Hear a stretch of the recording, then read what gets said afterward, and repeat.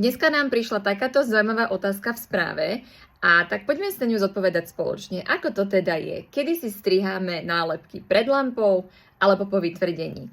Obe možnosti sú totižto správne, je to na vás, čo preferujete.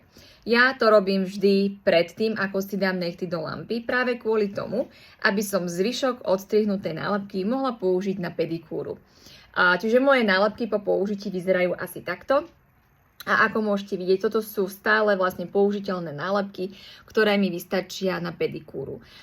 Keď si niekedy striham napríklad maliček, ja si jednu nálepku rozdelím na 2 nechty.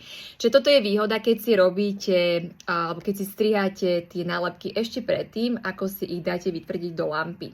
V prípade, že si dáte vytvrdiť najprv celé nálepky a striháte ich až potom, je to samozrejme takisto úplne v poriadku, je to jednoduchšie, pretože nie každý môže mať v rukách ten cit na zastrihnutie tej nálepky.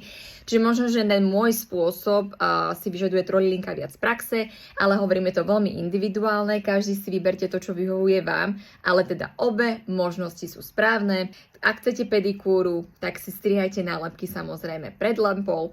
Ak si nálepky nechcete používať na pedikúru alebo máte dlhé nechty, tak si to kľudne strihajte a pilníkujte až po vytvrdení.